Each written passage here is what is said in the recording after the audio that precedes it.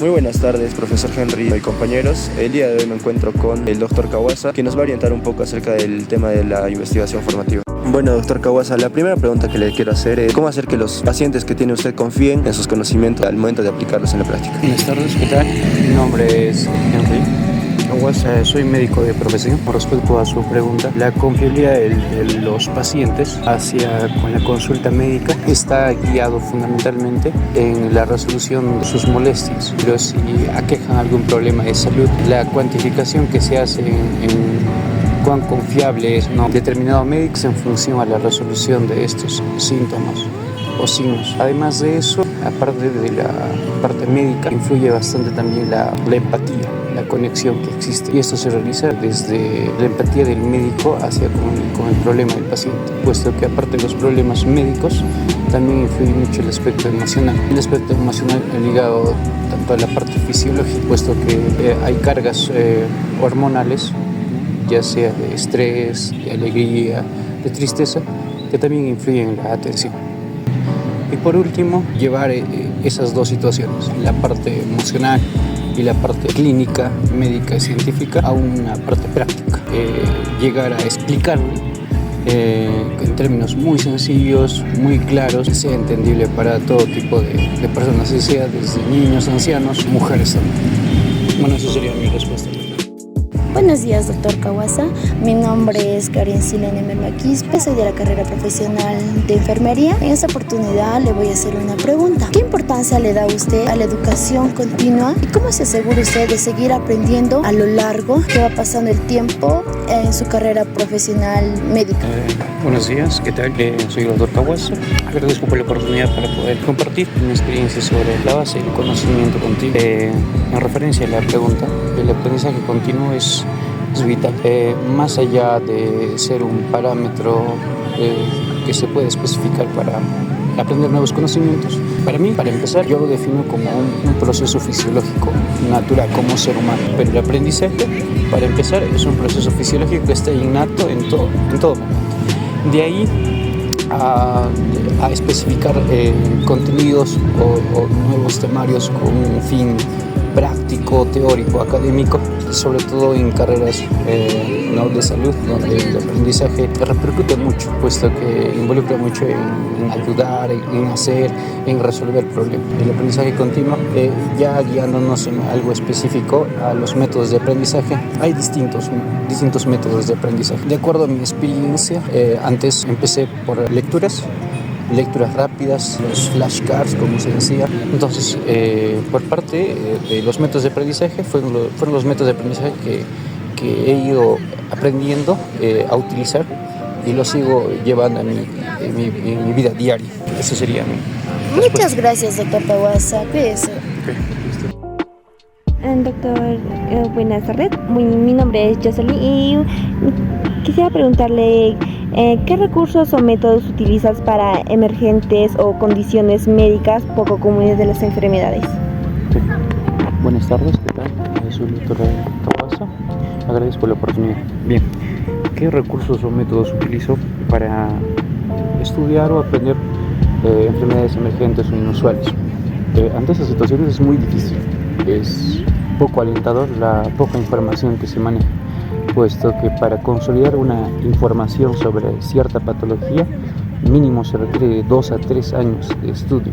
Es decir, recién después de ese tiempo se tendría la seguridad de que tal o cual medicamento tendría cierta eficacia. Por el contrario, al no contar con el tiempo necesario y por la incidencia o la mortalidad que tenga esa nueva enfermedad, se cae pues en un proceso de tomar tal vez acciones o tomar decisiones poco efectivas, tal cual como fue el COVID. El COVID fue una enfermedad nueva que para que se lleguen a tener medicamentos con seguridad tuvieron que pasar mucho tiempo y se hicieron medicamentos que más allá de hacer bien perjudicaban a las personas. Entonces, en la práctica médica para el estudio de estas patologías nuevas se tienen estudios epidemiológicos, se tienen estudios de casos, reportes de casos y la experiencia médica, que también es un aval pero de bajo nivel de evidencia, pero complementa, ¿no? La experiencia y estudios científicos de poco nivel de evidencia que nos ayudan a investigar estas nuevas enfermedades. Okay. Buenas tardes, doctor Kawasa. Mi nombre es Dayan Cosio Monteluisa y quisiera hacerle una pregunta, por favor. ¿Se podría? Okay. Buenas tardes. La pregunta es cómo usted evalúa la eficacia de algún tratamiento o de algún enfoque médico y cómo la implementa ante sus prácticas. Buenas tardes, agradezco por la oportunidad para aclarar el tema. Bien, con respecto a la aplicación de nuevos tratamientos, se basa desde la aplicación como médico general y la aplicación de medicamentos a nivel sistémico, ¿no? De grandes farmacéuticas. Desde el nivel sistémico se hace ensayos, se hace pruebas, se llaman ensayos clínicos. Estos se realizan primero en animales, luego se realizan en humanos y posteriormente lleva un tiempo de evaluación de los efectos colaterales y los resultados, y ante buenos resultados recién se aplica a nivel global. Sin embargo, estos medicamentos ¿no? o tratamientos con los años pueden resultar en algunos efectos adversos desconocidos, por lo tanto se hacen actualizaciones constantes.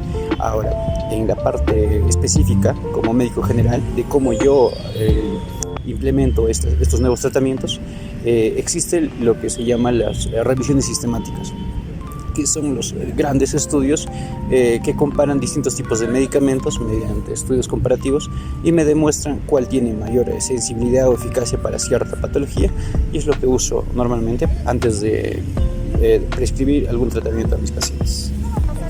Muchas gracias. Buenas tardes, profesor, compañeros todos. Mi nombre es Ini Dayana Farfangabancho. Aquí le estamos entrevistando al doctor Kawasa y me va a responder mi pregunta, la cual es la siguiente. ¿Cuál fueron los avances más recientes prometedores en la medicina de la salud? Buenas tardes, Dayana. Soy el doctor Kawasa. Bien, a tu pregunta y de forma más práctica, creo que hay que consensuar estos avances, ¿no? Desde lo común, desde lo local, hasta avances que aún no son aplicables a nuestra realidad. Eso va desde en lo local, los trasplantes de órganos, que ya en Cusco se ha visto trasplantes renales, o cirugías cardiovasculares, que son prometedoras para la resolución de muchos problemas. Y en términos generales, a nivel global, ¿no? Tenemos el neurochip, ¿no? de Starlink, tenemos la impresora 3D, que fundamentalmente son grandes avances para la reconstrucción de órganos y para el manejo de enfermedades neuronales.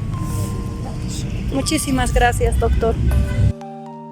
Bueno, buenas tardes, doctor Kawasa. Mi nombre es Amisha Mira y en esta oportunidad le voy a hacer una pregunta. ¿Cómo emplea usted las nuevas tecnologías y descubrimientos en su práctica médica para mejorar la atención con sus pacientes? Buenas tardes, agradezco la oportunidad.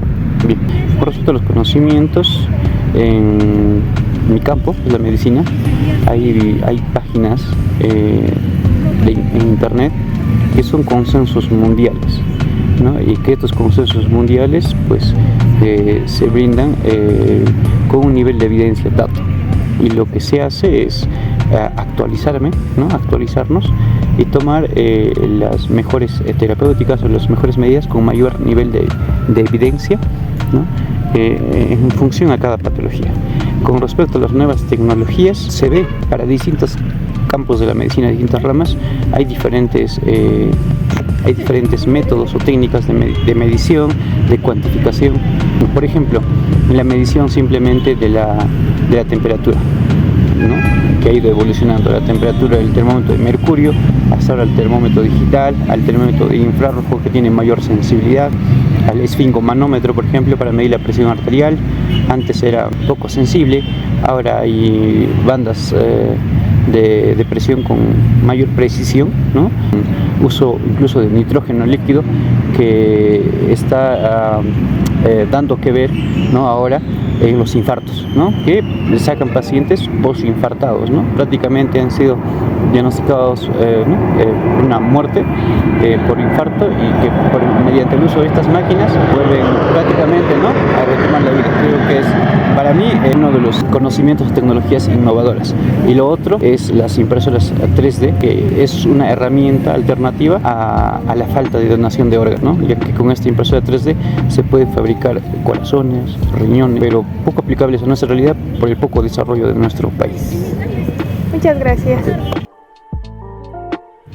Buenas tardes, doctor Caguasa. En esta oportunidad le voy a hacer la siguiente pregunta. ¿Cuál fue tu primer conocimiento científico y cómo te ayudó en la actualidad? Buenas tardes, agradezco la oportunidad. Bien, ¿cuál fue el primer conocimiento que tuvo un impacto significativo y aún perdura, la aplicabilidad de mi carrera?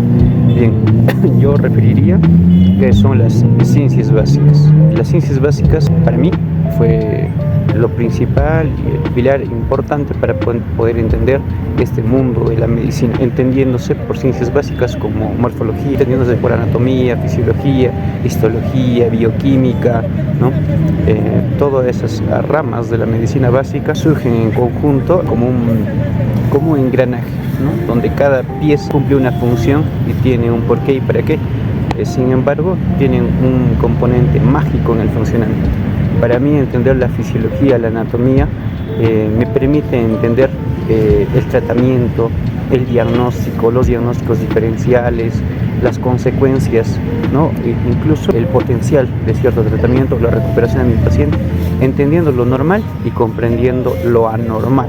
Creo que para mí, como médico, es lo importante y que todo médico o persona de salud debería tener en cuenta. Muchas gracias.